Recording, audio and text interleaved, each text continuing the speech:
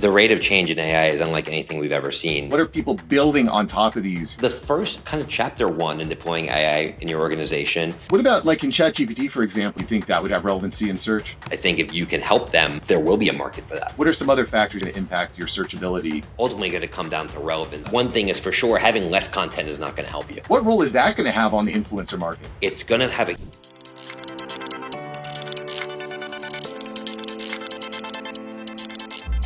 All right, boys and girls, we have Matt Britton in the house. Matt is the CEO of Suzy. It's a real-time customer intelligence platform used by Netflix, Google, and P&G. You may have heard of them, Procter & Gamble.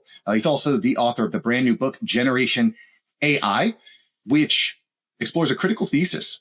Generation Alpha is the first truly AI native generation. Matt, welcome to the show. Thanks for having me, Mark. Yeah, my pleasure. Matt, AI, why is this so important for businesses to adapt now? Well, I mean, the rate of change in AI is unlike anything we've ever seen in the history of technology. A recent study just came out that it's doubling in its potency every 7 months. So, if you wait a couple years, you're going to be so far behind because we are going to be living in a different world. And for the first time ever with AI, we're able to interact with technology the same way we do with humans. So it's shifting the entire digital revolution and really turning it on its head. And we need to rethink every single way we interact with consumers or businesses in the digital world to be able to succeed in this new era. I'm curious, when you go into these large organizations, even small business owners, it feels like everybody knows the AI is a big deal, but a lot of people are still not taking advantage of the opportunities there. I was just talking to my barber the other day. He didn't even know what ChatGPT was. And it was like, dude, what are you doing? So why do you think this is? What is this phenomenon where people are not adapting AI into their business? Well, I think there's really two reasons. That large organizations, let's start with large organizations, are resistant to change, right? You have a whole infrastructure that's set up to de-risk the way that these businesses operate. So when you think about data security or privacy controls or legal, it's very hard at large organizations to implement new processes and new tools. For every new department, it just becomes that much more, of a roadblock to get things going. I think for small businesses, the reality is that we're creatures of habit. And a lot of small business owners are just stuck in what's urgent versus working on what's important. And what's urgent is a highly reactive way of running a business. And if you're just reacting to what's in front of you, then there's going to be no forcing function to truly change. And true seismic change is really what's needed right now. So it's really important for smaller businesses to zoom out and rethink their future and take this opportunity and take advantage of the fact that you can be nimble when you're small to really, reconstruct your business. And for large companies, if you're working at a large company, the best thing you can do is train, become knowledgeable, understand how to deploy these tools, and speak up. And be that change agent and the AI expert in your organization. Because even if the whole company doesn't change, if you're known as an AI expert, you can really, at a minimum, future-proof yourself and insulate yourself from what will be, I think, a mass wave of job cuts that are going to come on in the quarters ahead. Yeah, no, I'm 100% on board with that. If you're not adapting and being, I think, public about your AI usage, that's a big flaw in your personal model. Whether you're an entrepreneur or working within an organization, you need to be one of the people that's facilitating these tools. Absolutely. And so many people think that AI is just having ChatGPT output the latest, recipe for what you want to cook at the dinner table this weekend, and don't take the time to go deeper and really understand its power as an operating system and its power to automate and really transform the companies, communicate with their customers, and operate internally. Well, one of the things that I'm become kind of fascinated with Chat, I love ChatGPT personally. I'm using it for everything, whether it's plan out my trip or what should I make my wife or what should I get my wife for Mother's Day, all sorts I'm sure you also use it to prepare for podcasts, right? Oh, 100%. 100%. You know my secret. You found out my secret. But one of the things that I have found, and I think businesses are maybe underestimating, is how quickly you're able to train your own AI bots, your own AI agents within your organization. How important is that, being able to quickly and nimbly program and train your own bots? What would be the steps to actually accomplish that? Yeah, I mean, listen, the only thing that differentiates company A's use of AI and large language models like OpenAI's ChatGPT or Google's Gemini, right? And company B's use of that same technology is data. right? And because data is a differentiator, and there's different types of data. There's data that's unique and bespoke to your company. So that could be customer information, financial information, things that your company uses to power its operations every single day, right? It could be third-party data, and that could be data that you pay for, or it could be data that is free. Like, for example, New York City publishes an open API of traffic, crime, air quality information by city block. So if you are in the real estate business, that's data that you should tap into, that you can empower your residential real estate brokers with to be more knowledgeable in the field, right? So that's information that is third-party data that you can actually get a hand on. And then there's additional first-party data that you can create, whether it's synthetic data or data you can go out and commission. All those things together are essentially ingredients to the overall dish that you're going to be serving either your employees or your customers. So you can't just use the data that ChatGPT has off the shelf, because that's just open web data. It doesn't really necessarily speak to the unique needs of your business or your customers. So getting your arms around that data, structuring it, and feeding to a model, which then can be the foundation for tools that you build, is really a mandate for any company that calls itself AI first or AI enabled. Yeah, and this is something I've been focusing on with new clients, bringing them in, is really getting clear on who are your clients, who's your avatar, what's your offer, what are your differentiators, what's your unique voice, et cetera. Yeah. And in leveraging that as a way to program their own and create their own GPT tools within their organization that can be used, everyone from the CEO to the receptionist. One of the things that I have also noticed, and I've been thinking about this the other day, is one of the problems that we have with AI is hallucinations, and maybe it doesn't process all of the data or all of the information that you're inputting. But I think people are maybe kind of sleeping on how quickly this is going to accelerate. Yeah. Great point. I mean, a lot of people maybe tried to use one of these tools maybe 6 months ago and an output a not so great answer, and they write it off. Or they're like, oh, like it can't output imagery of humans because they have 7 fingers, which may have been the case when it just launched. But the rate of change is such that it doesn't matter where it was 3 to 6 months ago. You have to be assuming that this thing is going to be airtight perfect in 2 to 3 years and acting accordingly versus waiting for it to get perfect, right? You have to move your business to where the puck is going, not where it's been 6 months ago and not even where it is today. And that's definitely a common mistake I see, where you have these misperceptions in terms of its inabilities, but it's based upon historical, data and historical capabilities, which isn't the case today and certainly won't be the case tomorrow. Yeah, I mean, it's orders of magnitude better than it was just a couple of years ago. I mean, I was listening to the All In podcast the other day, and David Sachs was talking about, he's the AI czar for the White House. David Sachs was talking about how we're seeing 3 to 4 times the efficiency of data processing year over year. Yep, that's right. That's right. I mean, that means that like by next year, it's going to be 10 times more effective. In 10 years, it's 100 times. If I say every 7 months it's doubling in potency, then basically it's 2x better 6 to 7 months from now, and it's 4x better a year from now. So that's where he gets to 3 to 4 times better. He's 100% right.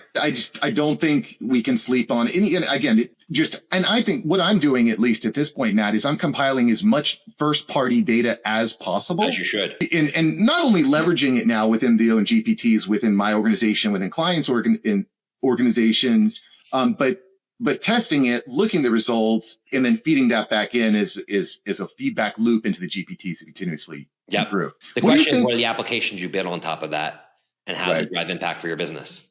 What are you seeing other organizations doing that's been really successful? What are people building on top of these GPTs? So I think the first kind of chapter 1 in deploying AI in your organization is really making you more efficient. And the key is you have to look at how everyone that works for you, including yourself, spends their time, right? And there's, to oversimplify it, there's 2 buckets. There's things that could be automated or offshored, right? Or otherwise delegated. And there's things that really move the needle in your business that only you, Mark, can do. You have to look at the pie chart of how you spend your time every week, and every single thing that you do that you think could be delegated, offshored, or automated, you have to put those things in a bucket. And then you want to turn to AI and say, can I build automations that can do those things for me? Because the one thing we cannot create more of is time. So if you can free up more time to do the high value things, ultimately that's going to translate to growth for your company and more success for your company. And I'll even take it one step further. When I'm trying to dictate and find the opportunities and leaks within my organization, I'm going to ChatGPT. I'm telling them as much information as I can about my company, my business, what it does, and then saying, put together this framework, put together the leaks and opportunities, and then just taking that, putting that into a master doc with 100 different tabs on it, and then feeding that back into ChatGPT over and over and over again. Yeah, it sounds like you have a really good handle on how to actually create a framework for deploying this. It's honestly, it's not that complicated. If you're confused, you can just go to ChatGPT and ask ChatGPT or Claude or framework. I mean, a big part of this is perseverance, curiosity, and patience, right? Like, how many people, like, what I like to do is, if I have a complex application I want to build, the prompt I usually give a large language model is, give me step-by-step instructions, but don't give me step 2 until I tell you step 1's completed. Because it's so easy to get overwhelmed if it outputs a million things. You're like, oh, screw that, I'm not doing this. But you don't have to get it all done today. Just say, do it one step at a time. And when you hit a roadblock in a particular step, keep troubleshooting, don't give up, and get through that step. A lot of the things I've built, it takes me 1 minute to do most of the steps, but there's those few steps that might take me, 4 days to complete. But you don't give up, and finally you find a way, and there almost always is a way to get through that step, to create whatever it is that you want to create. I actually never thought about that. That's a really good idea, because you can get overwhelmed with a list of steps, but saying, hey, let's focus on stuff, that's really good. One of the other things that I'm really curious about is search. I mean, back when I was growing up, we had the yellow pages. Then I don't know if y'all remember that, but you can smash like to remember that. But back when I was a kid, we had the yellow pages, then we had Google, and now we've got AI. And I mean, some of the data is shocking here. Like, I don't know what these SEO companies are going to do, because I'm seeing surveys showing AI models like ChatGPT taking upwards of 8% of search away from Google. Like, this is a big deal, no? Yeah, I mean, it's early May when we're taping this, and yesterday, Google announced that their searches in Apple's Safari has fallen for the first time in 22 years. 22 years. So for the first time since 2003, which is at the dawn of the internet era, the search volume for consumers when they're in, Apple Safari, which is what they're using on an iPhone, is falling. Why do you think that is? Because they're going to ChatGPT for searches. So, this is the search industrial complex has basically broken. And so what, and I get asked all the time, well, what does that mean? Ultimately, I think what won't change is all about content. And I think the more specific your content is, the better off you'll be. And let me unpack that. If people in the future are going to be shopping via a chatbot, they're going to say something like, I want to buy a new pickleball racket for my 14-year-old son who plays on clay. And if you have content out there, if you sell pickleball rackets in terms of here's why it's good for clay surfaces, then the large language model is going to find that, because the large language models are still trained by content on the web. So the more content you put out there and the more specific that content is, the better off you're going to be, even when people are using AI agents to power their search. That's one thing it's not going to change. I love that. So but you're still on the content bandwagon. You're saying blogs, Substack, YouTube, podcast. The large language models aren't interacting with people at parties. They're not out in the real world. They are crawling the web. That's how it gets its information, right? So the more content you have out there and the better it is, they're doing the same thing that Google did, except it's returning it through an LLM versus an algorithmic driven search engine. It's really not that different. The form factor and how it's pushing out the search results is much more human versus a list of blue links. But the way it's capturing that information, the kind of the steps is really not that much different. Yeah, but if I'm hearing you correctly, it's the money, so to speak, showing up, being ranked in those LLMs. A lot of that's going to have to do with the specificity of the content, the context, the specificity. Interesting. Yeah. One of the things I think about too, I have essentially an agency that does creative work at scale, is where AI plays a part in that, because I can sit with a client for an hour. I can get all the information on their business, as much as I can, about their avatar, their offer, et cetera. And then, we can leverage all of the first party data that you have plus third party data to create infinite amounts of blogs and contents and emails and sequences for their website. So you would say that's conceptually a good strategy for how the LLMs is going to rank relevance for the content. I don't even think they quite know yet. Right. Yeah. Because, a case to be made, if what I'm saying is true, is that you should flood the web with AI powered blog content that's highly specific, but maybe the LLMs will find over time that content's not credible and it shouldn't actually power their recommendations, so it remains to be seen. But one thing is for sure, having less content is not going to help you. right? Because you want to be seen as much as possible. And I see it with myself. Like I do a lot of keynote speaking around AI. And, about a year ago, I asked, the large language models, recommend me 10 of the top keynote speakers in AI. I didn't show up. And now I am showing up from time to time. And when I look at sources, because you can look at the sources for like Perplexity and some of these tools, you can find what article that it crawled that led it to recommend you.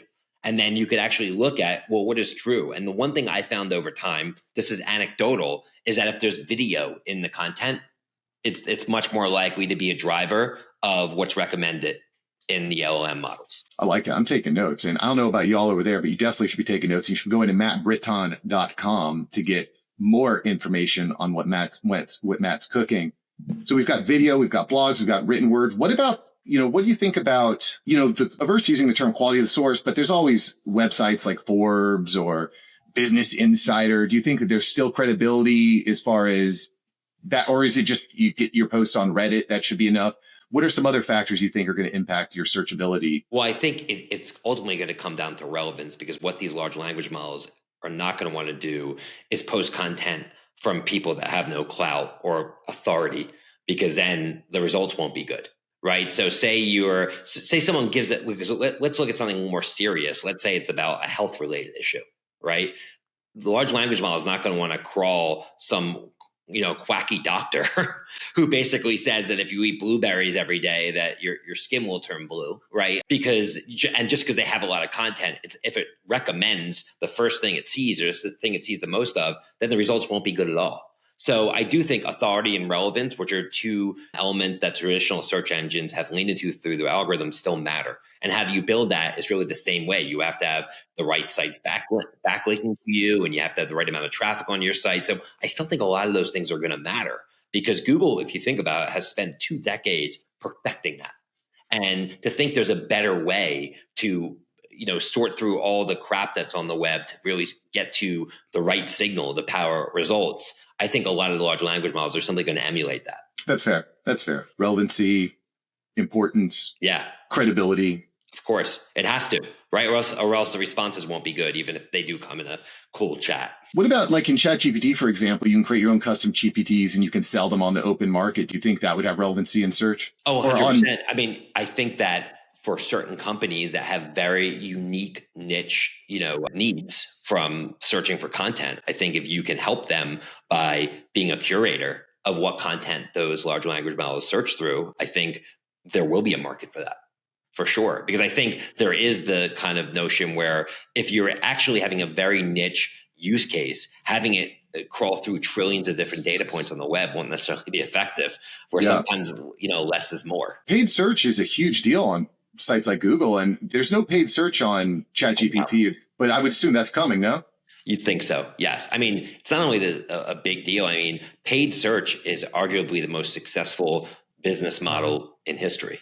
If you look at the tens of billions of dollars it creates in profit for Google every single year, and obviously Google is going to have to reinvent itself, and Google's in the middle of the ultimate, innovator's dilemma, because they have this incredible cash machine, but at the same time, if they kind of milk that cow for too long, one day they're going to wake up and find that, it's no longer there. And what's new, they're not competing in. So they're really balancing that out. And a lot of companies in different industries are facing similar innovators' dilemmas. Are you concerned? I know your book here, Generation AI, is really focused on the next generation and their impact. From a marketing and business standpoint, 10 years ago, every kid wanted to be a YouTuber. They want to be an influencer. But now I don't know if that's going to necessarily work anymore, because AI influencers are taking up a significant. I know, it's crazy, isn't it?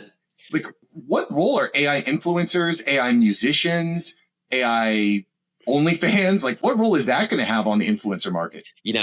It's going to have a huge role, because over time, I think it's going to become undetectable, right? Yeah. Just like if you think about electronic music, sometimes you listen to electronic music and you're like, wait, there's no instruments behind that. When you hear like a drum loop and you learn that there was no drums involved in making it, like electronic dance music for a long time. And look what started to happen. You electronic Daisy Carnival, you have 500,000 people showing up to watch a DJ push buttons. 20 years ago, you would have said, what? That never would happen. So to think now the same thing's not going to happen with, an AI-powered influencer is crazy, because now the technology can do it. And even if people know that it's not a real person, if it's entertaining And it's also hyper personalized, which is something that AI influencers can do, meaning it can have 1,000 different versions of the same video based upon who the recipient is, which makes it that much more engaging and valuable to the person on the other end. So that's something that a human can't do. So it's going to have a massive impact. When and how, I think, remains to be seen. Insanely scalable. That is, to me, maybe one of the things that scares me most as a father, having a 15-year-old son growing up with a phone and just getting blasted with insanely beautiful AI women all day, every day, that they just want to whisper sweet nothings in your ear. Like, the manipulation factor is off the charts. I know. I don't know what it goes. Also, have you seen Suno AI? Have you seen this? Not only have I seen it, Mark, but when I just spoke in Saudi Arabia at a very high pressure conference in front of 4,000 people at the end of Ramadan. And I went through the speech and I was getting there's a cultural, obviously, divide when somebody like me is going to somewhere like Saudi Arabia where, you could just look at their history and it's much different than our culture here in the United States. And well, I try to do my best to translate that. It's hard, right? Especially if I just get off the plane, I'm asked to do it. And however, at the end of my keynote, what I did is I created a music video with a song that was made by Suno.